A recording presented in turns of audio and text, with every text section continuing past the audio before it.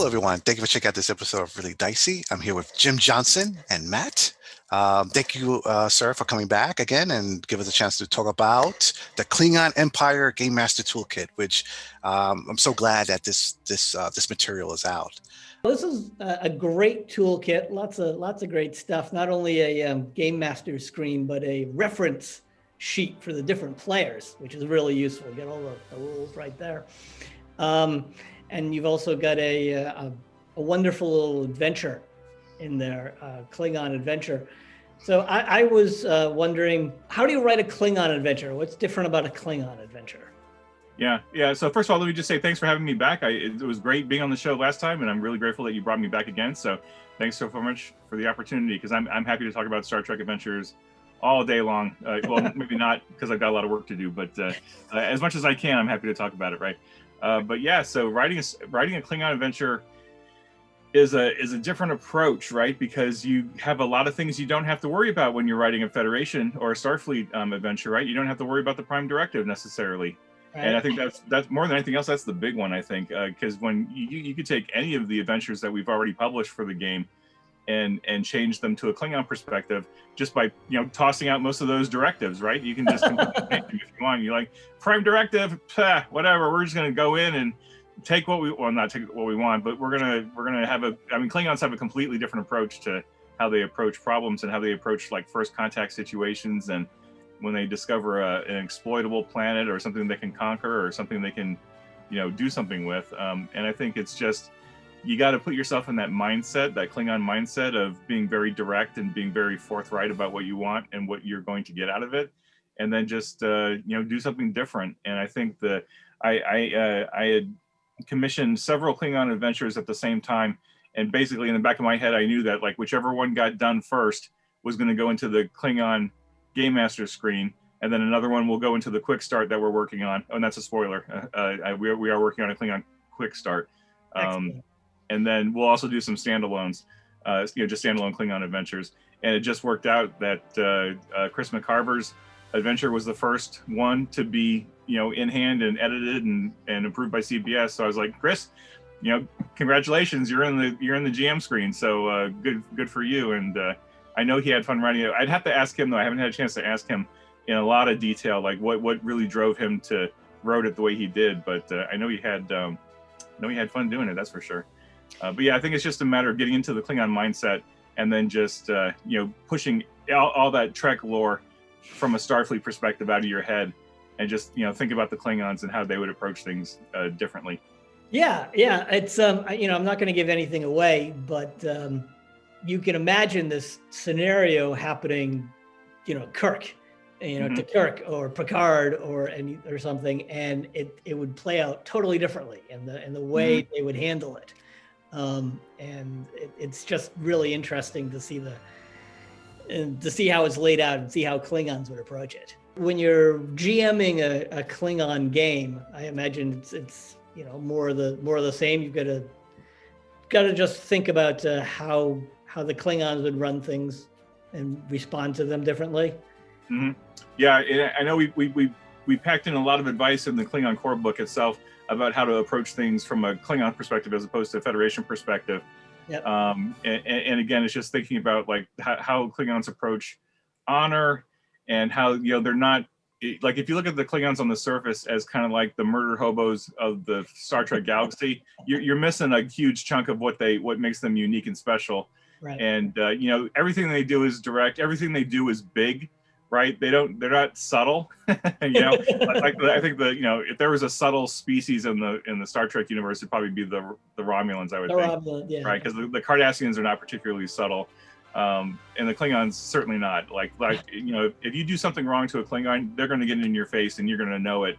Whether they throw down and challenge you to a duel, or they just outright draw on you and have at it, right? But as a GM, I think you just need to be willing to take not to say the handcuffs, but the more refined nature of a Starfleet crew. You can kind of like push that to the side and be like, no, you know what? You're warriors in space, and you are comfortable going and conquering and taking what you want, and busting heads when they need to be busted, and all that nicety you can deal with later over a mug of blood wine or something, right? And otherwise take care of business. For anyone that's watching this and not too sure what exactly Mhm. it is, do you mind just running us through what's inside this toolkit? Sure, happy to. Yeah, so the Klingon Gamemaster Toolkit, it's a 4-panel GM screen, and it's actually a standard size GM screen. So if you are familiar with Star Trek Adventures, the GM screen we did for the Starfleet line was this huge, gigantic thing, right? I mean, it looked like when I got mine, I didn't realize how large it was going to be, but when I got my comp copy, it was like a 45, right? It was like a full size LP that came in the mail. I'm like, what the hell is this thing? I was like, oh, it's the GM screen. Holy cow, this is crazy. And it's just a huge, massive thing on the table, right? Which is kind of fun because it's a little bit imposing. And as a game master, you can like literally hide behind it, right? Because it's just so massive. But we wanted to be a little, even though this was for the Klingons, right? And they do everything big, we wanted to bring it down a little bit and just make it more standard sized, So we went with a 4-panel screen. And of course, one side of it is a stunning artwork of Klingon warships coming at you after blowing up a Jem'Hadar vessel in the background, all done by the same artist that did a lot of our covers, Tobias Richter. He's done some great stuff for us and great stuff for CBS. He's just a fabulous digital artist. On the other side, of course, on the screen are a bunch of the tables and tools that are pulled right out of the Klingon Core Rule Book. That'll make it, easy reference for game masters. And I tried really hard to put myself in the game master mindset to like, what tables do I really need and what are nice to have, and really try to focus on the ones that we really needed. And then also tried to group them on each panel in such a way that like, one panel is the Starship panel and one panel is the NPC panel, so that you're not like trying to figure out where on the screen is my stuff and why is this here and why is this here or whatever. So try to make it pretty easy to use. Let's see, so it's the screen. There's reference cards in the screen, similar to the reference cards we did in the Borg Cube and also the regular GM screen. And actually, I think they were in the starter set too, the reference cards that have, all the actions that you can take on one side and then like a combat reference on the other side, or task resolution on the other side.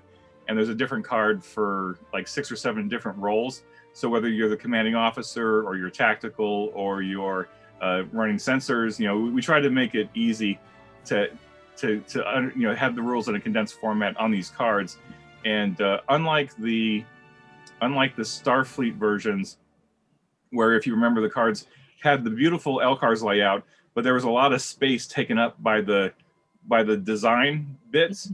I tried to push all the design stuff to the borders to pack more information on the cards, just to kind of hopefully limit the need to have 5 or 6 core books on the table, or of course in this COVID world, not having to have the core book in front of you while you're playing online, right? You can just have a reference card instead of a book on your table and trying to sort all that stuff out. So I focused on the cards, trying to make them as not just user-friendly, but also as usable as possible to minimize the amount of page flipping you're doing back and forth during a game session.